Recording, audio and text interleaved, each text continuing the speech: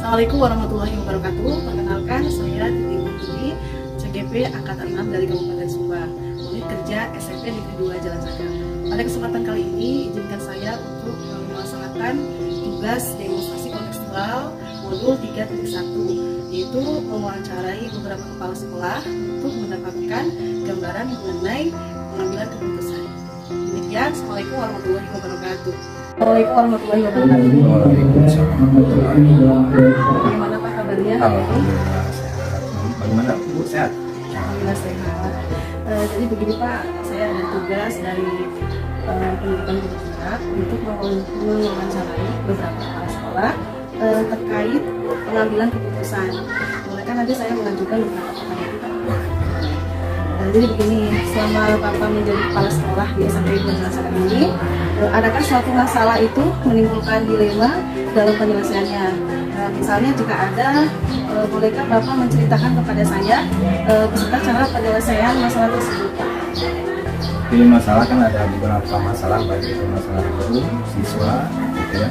Berarti yang paling pokok di sini adalah ada masalah siswa, misalkan masalah siswa ketika waktu COVID ya, dan waktu COVID kan ada masalah, waktu COVID tidak langsung ke sekolah, sehingga pantauan dari sekolah tidak maksimal. Nah, yang ini kan orang tua atau sedangkan ada permasalahan ketika masuk ke sekolah lagi. Salah satunya berarti siswa itu adalah jadi malas ke sekolah. Nah, berarti masalah yang paling besar seperti itu, satu berarti karena biasanya di rumah harus masuk lagi ke sekolah, terus ada salah satunya itu malas ke sekolah. Dan juga itu adalah pergaulannya. Jadi pergaulan di luar tidak terkontrol sekolah, otomatis banyak masa-masa yang ada di luar. Nah, untuk menyelesaikannya, kebetulan di sini ada wali kelas, ada pembina siswa, ada BP. Ya, berarti diselesaikan oleh pertama berarti yang diselesaikan kalau ada masalah di siswa itu adalah wali kelas. Nah, wali kelas apa masalahnya anak itu? Nah, ketika sudah selesai di wali kelas, nah wali kelas berhubungan dengan BP. Jadi dikerjakan oleh wali kelas dan BP. Pertama berarti wali kelas berkunjung dulu kalau misalkan anaknya malas ke sekolah, kunjung ke ke rumahnya dan dibarengi dengan BP. Nah, setelah dipanggil orang tuanya, baru kita panggil orang tuanya di sini. Berarti kerjasama antara wali kelas dan BP. Nah, kalau misalkan oleh wali kelas dan BP juga oleh kesiswaan tidak selesai, baru kembali ke kepala sekolah, diselesaikan dengan kepala sekolah. Itu salah satu itu untuk siswa. Nah, kalau untuk guru, guru ini kan ada masalahnya. Masalahnya pertama, guru itu ada masuk ke sekolah tapi tidak masuk ke kelas, masuk ke kelas ya, itu otomatis di sini siswa ribut. Nah, kalau di sini sekolah ini ada juga ya yang seperti itu. Nah, permasalahannya adalah guru ada tapi tidak masuk kelas. Nah, penyelesaiannya berarti yang pertama kan kita ngobrol, panggil. Nah, bagaimana masalahnya, kenapa tidak masuk ke kelas gitu. Terus juga berarti kalau ada masalah kita selesaikan gitu. Sebab kalau tidak diselesaikan seperti itu jadi dipanggil ngobrol. Nah, kalau misalkan panggilan pertama tidak masih ya, guru itu masih, berarti kita ada panggilan berikutnya sehingga guru tersebut masuk ke kelas. Oh begitu Pak. Jadi ada dari penjelasan Bapak tadi ada masalah berkaitan dengan siswa dan berkaitan dengan guru, dan Bapak tadi sudah menceritakan penyelesaiannya ya Pak. Jadi dipanggil dulu, didiskusikan dulu dan bekerja sama dengan pihak-pihak lainnya Pak ya. Gini Pak, di modul yang saya pelajari itu ada dua jenis pengambilan keputusan, yaitu ada dilema etika, yang mana dilema etika itu kebenaran melawan kebenaran, dan satunya lagi adalah rujukan moral, yang mana rujukan moral ini adalah kebenaran melawan kesalahan. Nah, menurut Bapak, bagaimana Bapak dapat mengidentifikasi kasus-kasus yang muncul selama ini, manakah yang merupakan dilema etika dan manakah yang merupakan rujukan moral Pak? Jadi yang benar dengan benar gitu ya. Nah, jadi dilema antara benar dengan benar. Nah, contohnya berarti ada masalah apa yang benar itu apa ya? apa ya, yang benar dengan yang benar. Masalahnya masalah kalau tadi yang Bapak jelaskan tadi misalnya mengenai siswa ya, ketika belajar di rumah ternyata anak keluyuran, tidak fokus, tapi ketika di sekolah itu ternyata sedang COVID itu gimana Pak? Apakah termasuk dengan perlawan benar atau benar melawan? Jadi sana kan dilema juga, di sana kan waktu di sana dengan apa tadi kan siswa di rumah belajar rumah, terus di sekolah sedang COVID, nggak boleh keluar, tapi ketika di rumah mereka juga aman, tetapi mereka tidak belajar 100%. Itu ya dilema juga gitu ya, dilema juga bisa harusnya di rumah belajar. Nah, dengan menggunakan kita online, tapi ternyata anak tidak belajar. Nah, bagaimana cara itunya kan menyelesaikannya sebetulnya susah juga itu. Susah, sebab tidak bisa dikontrol langsung. Anak-anak kan di rumah, kadang-kadang orang tuanya apa namanya tak peduli dengan anak dibiarkan saja, walaupun misalkan kan dari sekolah jam berapa dia belajar. Nah, jam belajar misalkan jam 8 sampai jam 10. Nah, ternyata si orang tua ada yang peduli, ada juga yang tidak peduli. Nah, itu ada dilema juga. Benar dengan benar ya. Memang benar itu untuk belajar di sana. Ya, sebab untuk menghindari COVID. Jadi dilemanya seperti itu. Jadi untuk itu seharusnya penyelesaiannya ya, selain daripada gurunya itu juga kalau bisa dalam guru itu berkunjung ke anak tersebut supaya atau memberi arahan ke orang tuanya terhadap pelajaran.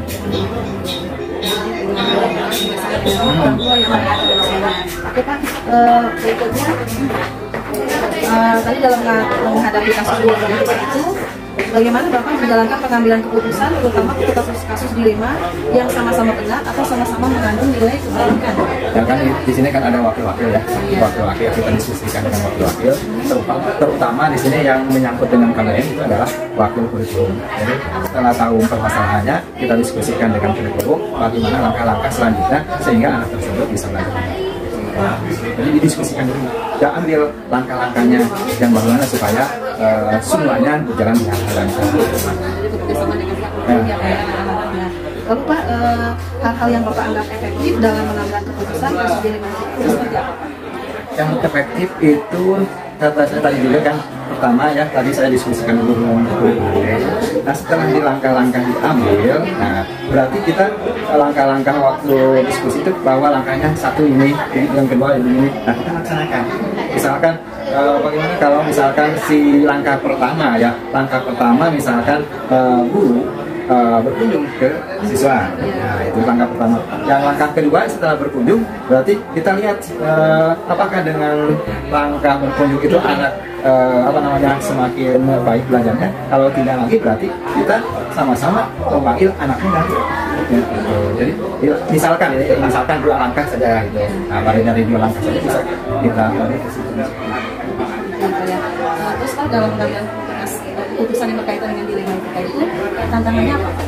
Tantangannya tadi ya, kan orang tua kadang-kala kalau di depannya ya, tapi ketika pelaksanaannya itu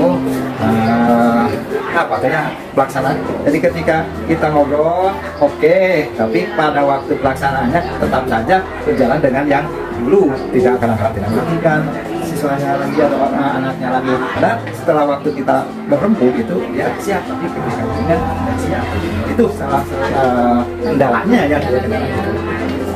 Baik Pak, selanjutnya apakah Bapak memiliki sebuah aturan atau jadwal tertentu dalam penyelesaian sebuah kasus dilema etika? Maksudnya gini, apakah Bapak langsung menyelesaikannya di tempat, ataukah Bapak memiliki jadwal tertentu untuk menyelesaikannya Pak? Nah, di jadwal kan kalau ada masalah kan ini maksudnya masalah itu tidak bisa ditentukan pada hari ini ada masalah ini, atau besok ada masalah, tidak bisa kan. Berarti jadwal itu kan tergantung pada soal masalah tersebut ya. Kita tidak bisa menjadwalkan bahwa hari ini kita berkunjung ini padahal tidak ada masalah. Nah, tapi masalah kalau ada masalah baru kita menjadwalkan. Jadi misalkan hari ini ya ada masalah pagi-pagi, kalau tidak ada masalah berarti kita jadwalkan jam berapa. Ya. Baik Pak, terus selain itu, apakah ada seseorang atau faktor yang selama ini dapat tergoda dalam penyelesaian masalah-masalah itu Pak? Pasti ada. Yang pertama kan bisa kita BP ya. Kalau BP itu kan salah satunya adalah bisa menyelesaikan masalah, walaupun misalkan sudah sampai ke BP sudah selesai, tidak langsung selesai masalah. Atau juga ada masalah-masalah dari luar yang kita dari luar, misalkan saya bisa saja dari komite bahwa kata komite ada masalah ke sekolah, nanti sekolah menyelesaikan. Jadi komite juga kita dengan komite itu bekerja sama untuk menyelesaikan siswa yang berkisah. Baik Pak, dari semua hal yang telah Bapak sampaikan tadi, pembelajaran apa yang Bapak dapat dalam penyelesaian masalah di rumah ini? Jadi secara simpulnya, kesimpulannya bahwa di sekolah itu harus ada kerjasama antara kepala sekolah, guru, BP dan orang tua. Jadi harus ada seluruhnya kerjasama, kesinambungan antara yang kami disebutkan. Terima kasih ya Pak atas waktunya sudah menjelaskan penjelasan, sangat bermanfaat sekali. Semoga urusan Bapak dipenuhi. Amin, amin, amin. Terima kasih Pak sekali lagi ya. Assalamualaikum warahmatullahi wabarakatuh. Assalamualaikum Pak. Ya Pak, terima kasih sudah memberikan kesempatan untuk kami. Kami CGP Angkatan 6 Pak, Kabupaten Subang. Saya Ika dari SMP Arifah Boarding School. Dan saya Adi Wahyuni dari SMP Negeri 2 Jalan Cakra. Jadi Pak, pada kesempatan ini kami ingin sedikit berbincang dengan Bapak, belajar bagaimana cara mengambil keputusan ya melalui wawancara. Jadi kami mohon izin mengajukan beberapa pertanyaan. Ini Pak, selama ini ya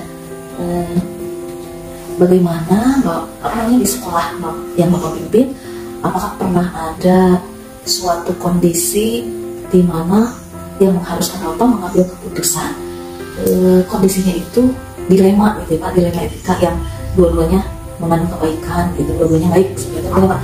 Ada tidak ya Pak kasus yang seperti itu? Mungkin kalau Bapak pernah bisa diceritakan tidak Pak? Banyak sih sebenarnya. Tentu setiap keadaan yang akhirnya harus diputuskan apakah akan memilih salah satu dari, bisa jadi opsinya tidak hanya dua gitu, tapi beberapa, dan kita mencari kondisi atau keputusan terbaik, dan bisa jadi itu juga tidak bisa memuaskan semua pihak gitu, tapi akhirnya kita tidak suka harus diputuskan akan seperti apa. Nah tentu ya banyak lah contohnya ya, baik terkait SDM maupun terkait murid gitu ya. Ya tentu apapun yang akhirnya diputuskan ya kita berdoa gitu, mudah-mudahan efek kedepannya juga baik gitu. Contohnya terus iya, boleh tidak Pak contohnya gitu ya, misal ada terkait SDM, ada SDM yang akhirnya mendapat evaluasi baik dari hal kinerja maupun integritas gitu ya. Tentu kita juga memikirkan kondisi apakah keluarganya gitu ya, apalagi misal kondisinya misalkan baru nikah gitu ya, dan seperti apa, namun karena memang sudah mendapat peringatan dan lain, akhirnya ya mau tidak mau gitu kan, putusan akhirnya misalkan putusan hubungan kerja gitu ya. Nah, itu hal berikutnya kan apa yang bisa dilakukan sekolah gitu ya. Apakah kemudian dalam kurun waktu itu apakah kemudian akan memberikan rekomendasi atau tidak gitu. Nah, memang yang akhirnya diambil gitu ya, kita memberikan catatan lah ya, tapi kita juga menitipkan yang bersangkutan pada keluarga yang terdekat. Dan tujuannya di sekolah yang baru gitu ya, di lembaga yang baru yang kemudian dia bisa masuk dan mudah-mudahan berubah. Dan tentu bisa jadi dari kita proses pembinaannya misalkan belum memberikan efek gitu ya, memberikan dampak perubahan baik untuk yang bersangkutan. Yang mudah-mudahan di lembaga yang baru itu bisa berbeda gitu. Nah itu ya. Termasuk yang murid juga sama. Ya, bisa jadi ketika akhirnya kita mengambil keputusan mengembalikan hak asuh misalkan ke orang tua, itu juga tentu kita memberikan catatan gitu ya, catatan perbaikan ke depan. Ya kita tidak akan pernah memberikan surat drop out atau apa gitu.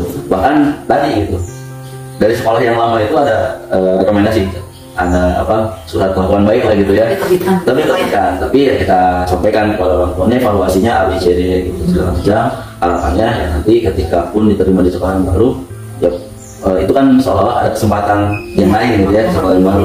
Betul. Artinya di sekolah ini gitu ya, di sekolah ini kesempatannya sudah habis gitu karena kita ada kesepakatan di awal terkait aturan pembelajaran, aturan sekolah gitu. Nah, ketika aturan itu dilanggar, konsekuensinya misalkan yang terberat sampai dikembalikan kepada orang tua.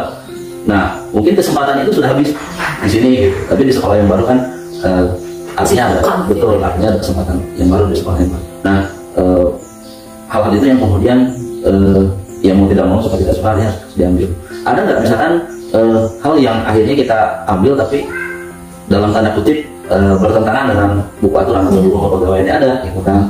Tadi misalkan ketika hal-hal itu akhirnya didiskusikan dengan jajaran pimpinan atau pihak-pihak terkait, akhirnya kita masih memiliki sebuah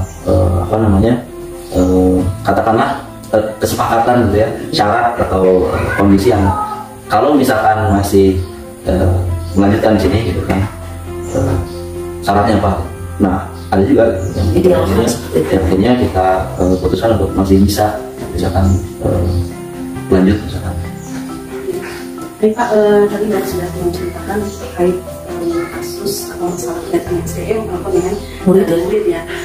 Di modul yang saya pelajari itu kan ada pengambilan keputusan, ada dilema etika, dan ada juga rujukan moral. Kalau dilema etika itu misalnya kasus-kasus nilai benar, mau benar, kalau rujukan moral itu benar atau salah. Ya.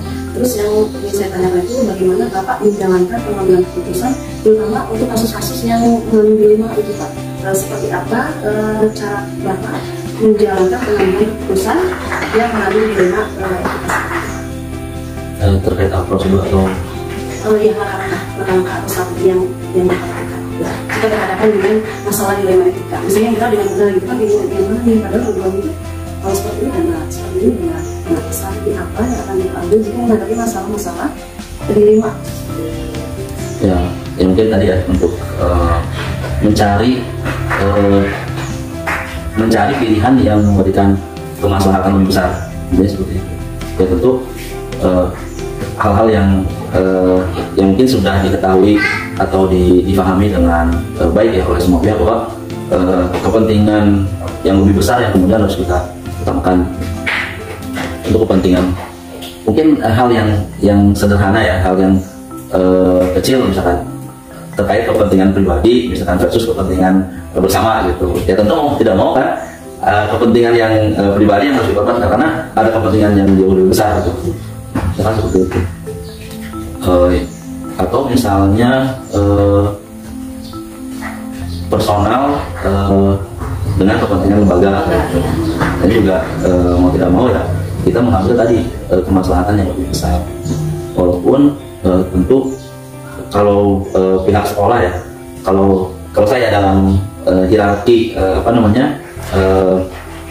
hierarki antara yayasan gitu, kemudian terus bawah guru dan lain-lain, posisi kepala sekolah di lembaga swasta ini posisinya middle management bukan top management sebenarnya gitu. Kenapa?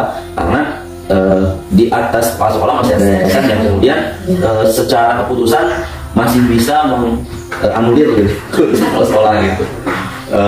Walaupun ya tidak semua gitu ya, tidak semua kemudian bisa dimentahkan gitu, tapi paling enggak si alur pengambilan keputusan itu tidak selesai di sekolah. Ada keputusan-keputusan yang harus ditarik gitu kan ke atas, di rapat lagi yayasan. Nah, sehingga kalau dibilang kejepit gitu. Jadi kita tuh ada tekanan dari bawah, misalkan dari guru-guru, dari orang tua gitu kan, dari atas juga dari yayasan. Dan sehingga posisi ini yang harus bisa dijaga gitu ya, dijaga bagaimana kita bisa mengambil tadi titik optimal gitu, titik optimal dari keputusan yang diambil. Tentu bisa jadi di pihak-pihak semuanya gitu ya, di semua pihak tuh tidak bisa memuaskan semua pihak gitu. Jadi bisa jadi yang ini agak kecewa, sebelah agak kecewa gitu. Tapi itu yang akhirnya bisa diputuskan. Ya bagus-bagus sih yang ini puas, yang sana puas gitu kan, sana puas gitu. Walaupun agak jarang gitu ya. Ya Pak. selama ini yang Bapak anggap efektif ya dalam pengambilan keputusan pada kasus-kasus dilema seperti ini, yang efektif itu seperti apa ya Pak? Yang dianggap efektif? Ada yang bisa kita lihat dalam jangka pendek, ada yang tidak bisa gitu. Kita lihatnya misalkan baru setelah setahun, 2 tahun, bahkan setelah lama gitu baru terlihat. Misal ada peraturan yang dalam tanda kutip keras gitu ya, tegas gitu kan, terkait kegiatan siswa gitu. Ini sebenarnya bisa aja misalkan sekolah membuat aturan yang lunak gitu ya, yang ya pokoknya yang penting senang lah gitu kan. Tapi anak menjadi tidak tertantang gitu. Nah, ketika kita misalkan mengambil sebuah keputusan bahwa peraturan A yang akan dijalankan, nah itu bisa jadi gitu kan, ketahuannya itu udah lama. Dan saya pernah mendapati gitu ya, ada alumni yang kemudian datang gitu ya ke sekolah dan menyampaikan, alhamdulillah gitu kan, ternyata di luar itu lebih berat gitu kan, kondisi di luar lebih berat gitu. Jadi ketika di Arsifa misalkan makan sudah tersedia gitu kan, belajar difasilitasi dan lain-lain gitu kan. Nah di luar tuh kan ketika mereka di dunia kampus gitu kan, makan harus cari sendiri gitu kan, kemudian jadwal mereka yang kemudian membuat gitu kan, pembelajaran jauh lebih berat gitu kan, lain-lain. Nah, dengan kondisi yang seperti ini, dengan keadaan asrama yang seperti ini, ya paling tidak itu memberikan bekal gitu. Selama ini apakah ada tantangan dalam mengambil keputusan? Ada tadi salah satunya tekanan dari orang tua ya, bahkan dari murid gitu. Mungkin dari tekanan itu yang paling berat itu kira-kira dari mana? Kasus-kasus yang pernah gitu ya, akhirnya kita coba ya mungkin berbagi gitu ya. Ada yang sampai orang tua misalkan ketika ada sebuah kasus ya, sebuah kondisi, orang tua merasa tidak puas, kecewa dengan keputusan sekolah dan akhirnya akan mengajukan ke pengadilan gitu kan, jalur hukum gitu kan. Nah, akhirnya ya tadi gitu kan, kita intinya sebenarnya lebih ke bagaimana kita mendialogkan kondisi yang ada dan akhirnya keputusan yang diambil itu ya, walaupun akhirnya ada di kepala sekolah sebagai eksekutor, tapi si pihak-pihak terkait gitu kan, itu diminta pendapatnya, walaupun akhirnya gitu kan ada misalkan 1-2 orang yang tidak puas, tapi ketika itu sudah menjadi kesepakatan bersama gitu, kita jalankan.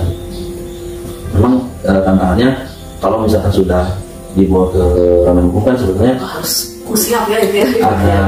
ada efek secara langsung kepada lembaga, itu sebenarnya yang agak berat ya, agak berat gitu. Artinya nama lembaga kan dalam hal ini citra lembaga itu kan mempengaruhi seluruh proses yang ada di bawahnya gitu. Jadi bukan hanya unit. Kalau misalkan SMA gitu, SMA itu jalan cagar. Padahal di bawah yayasan itu kan pendidikannya banyak gitu kan. Wanerja, daerah, semua. Jadi mau tidak mau itu yang harus diatur gitu kan, dijaga agar kondisinya stabil. Masya Allah. Dalam menentukan pengambilan keputusan dilema etika, ya, apakah Bapak menyelesaikannya di tempat, jadi langsung diambil keputusan, atau bahkan ditunda dulu, dirapatkan dulu dengan pimpinan yang lain, atau seperti apa Pak? Apa punya jadwal khusus gitu ya? Kapan harus diselesaikan dan lain sebagainya Pak? Ada yang kondisional, ada yang bisa langsung diputuskan. Jadi kepemimpinan itu menjadi mesin utama sebuah lembaga. Jadi ketika ada lembaga ya, ada sebuah lembaga, maka yang menjadi tadi ya mesin utama dari lembaga itu adalah kepemimpinan, leadership gitu ya. Nah leadership ini ada beberapa faktor atau beberapa bagian ya, yang harus diperankan oleh pemimpin itu gitu. Ada ketegasan di sana, kemudian ada konsultatif, kemudian ada kolaboratif. Artinya nggak bisa kemudian pemimpin itu dia mengakomodir semua keinginan gitu ya, nggak bisa pada akhirnya gitu. Dan kemudian tadi tidak bisa juga otoriter gitu, pokoknya gitu nggak bisa gitu. Walaupun ada kondisi tertentu yang mau tidak mau pemimpin harus mengambil keputusan gitu. Nah, jadi ketika kepemimpinan itu kuat gitu ya, jadi seimbang. Jadi yang dimaksud itu seimbang antara kapan harus tegas mulai mengambil keputusan, kapan keputusan ini masih bisa dibicarakan gitu kan, dan lain-lain. Nah tentu ini yang harus kita gali dari semua aspek ya, semua bagian. Bagaimana misalkan ada wakil kepala sekolah atau guru-guru, murid segala macam gitu kan, ketika memberikan pertimbangan gitu ya, pertimbangan gitu. Nah, ada kondisi-kondisi yang kita masih bisa dengerin gitu kan, kita masih bisa dengerin, oke gitu kan, keputusannya berdasarkan tadi yang keputusan yang lain teruskan gitu. Mungkin lebih ke arah itu ya, jadi ada yang bisa langsung kita putuskan, ada yang enggak gitu. Nah kalau yang masih bisa di pending ya, biasanya untuk pimpinan itu ada rapat rutin setiap hari Selasa dan Jumat. Nah itu yang kemudian kita putuskan dibahas di sana. Lomba misalnya, kita yang mau kemudian semua anak bisa ikut lomba gitu kan, semua bisa ikut lomba, tapi kan enggak gitu, kesempatan itu tidak kemudian bisa kita berikan ke semua anak gitu. Kalau misalkan yang tadi mengatasnamakan lembaga, misalkan OSN gitu, ya silakan yang mau gitu siapa aja, tapi pada akhirnya nggak gitu. Pada akhirnya di awal tahun kita harus mulai menyeleksi setiap rumpun gitu ya, setiap rumpun dari OSN itu gitu ya, kalau OSN itu 3 orang atlet untuk kita bina gitu. Jadi ketika dulu ya pernah kita akomodir semua anak yang mau ikut gitu kan, silakan gitu, tapi akhirnya nggak efektif gitu ya, Nah keputusan itu kan yang harus kita ambil. Ada anak yang senang gitu kan terhadap suatu mata pelajaran, tapi secara kemampuan masih kalah sama temannya gitu. Nah itu mau nggak mau ya kita tetap memilih atlet kan, memilih orang yang kemampuannya lebih baik gitu. Nah tentu ini akan memberikan efek. Nah efeknya misalkan ada anak yang akhirnya nggak kepilih OSN, jadi demotivasi dan lain-lain. Nah ini yang kemudian kita cari solusinya gitu. Nah biasanya di rapat Selasa atau rapat Jumat kita bicarakan. Pak, dalam pengambilan keputusan itu adakah seseorang atau faktor-faktor lain yang selama ini Bapak anggap dapat mempermudah dalam mengambil keputusan itu, Pak? Kalau pimpinan ya dari dalam proses pengambilan keputusan itu tentu ada hal penting yang menjadi basis pertimbangan, yaitu data informasi. Jadi ketika kita akan mengambil sebuah keputusan, ya tentu yang paling berpengaruh gitu ya, yang paling mengetahui detail kondisi setiap setiap aspek pembinaan yang masing-masing urusan. Yang misalkan kurikulum ada wakil sekolah kurikulum, kemudian di asrama atau pembinaan juga sama gitu. Dan yang kemudian memberikan data atau informasi progresnya seperti apa, apakah ada anak-anak yang dalam hal ini misalkan memiliki kendala gitu kan, dalam kegiatan tadi misalkan ini punya kendala apa misalnya. Nah itu ketika data yang kita miliki baik gitu ya, utuh, kuat gitu kan, lengkap. Nah ketika kita mengambil keputusan jadi kita mengambil keputusan berdasarkan analisis data yang sudah ada. Nah jadi jangan sampai akhirnya kita membuat sebuah target atau keputusan gitu ya yang berdasarkan asumsi gitu, harus berdasarkan fakta gitu. Ya, jadi misalnya kita menargetkan A gitu ya, asumsinya gitu. Nah lebih lama jangan pakai asumsi gitu.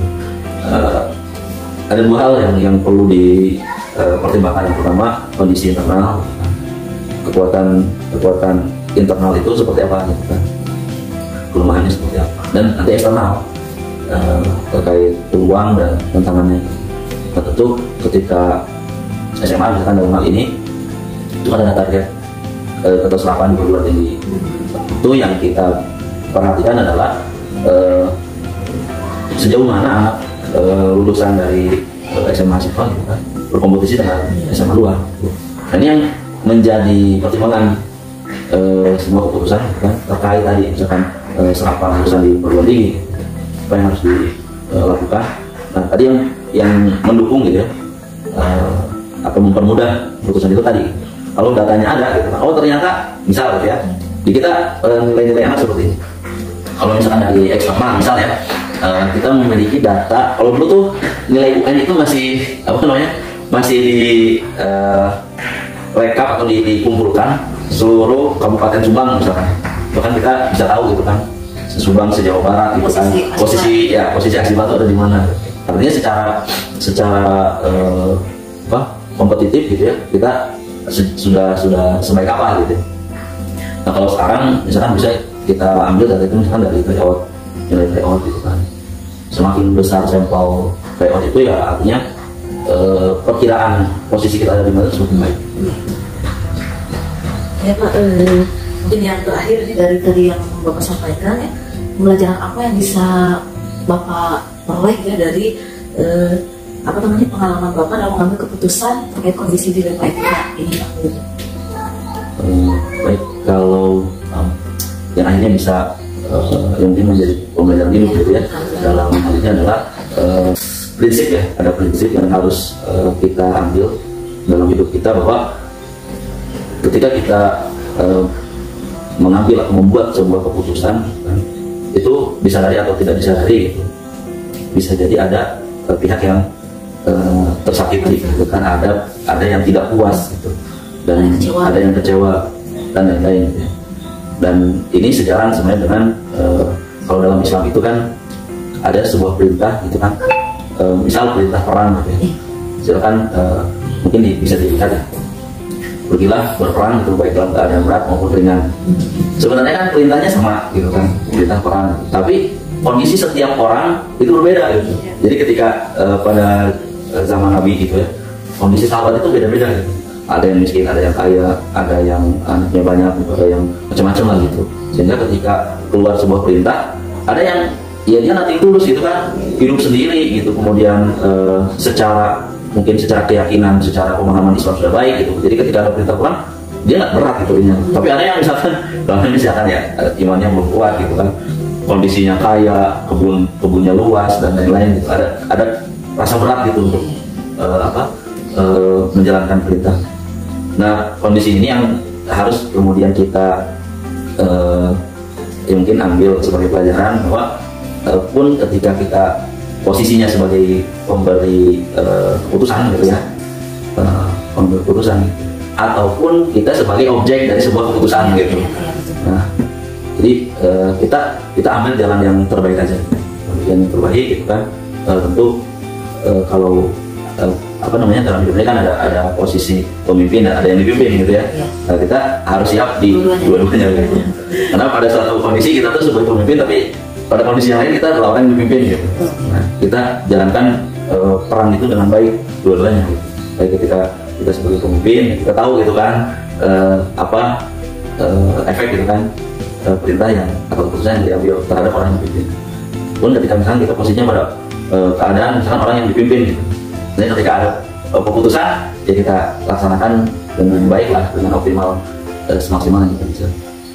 Mungkin. Wah, luar biasa sekali Pak ilmunya, jadi semakin paham ya bagaimana di lapangan ya. Kalau dulu kan masih ngomong-ngomong ya, kalau di lapangan jadi terbawa ya. Ya ini juga masih proses belajar gitu. Karena ya pada akhirnya pengalaman yang kemudian bisa kita ambil sebagai bahan pelajaran gitu, bahan pelajaran gitu enggak. Jarang yang kemudian dapat dari dari baca gitu. Kadang itu harus mengalami dulu gitu. Betul, sudah cukup ya Pak dari kami wawancaranya. Saya ucapkan terima kasih. Semoga mudah. Terima kasih. Assalamualaikum warahmatullahi wabarakatuh.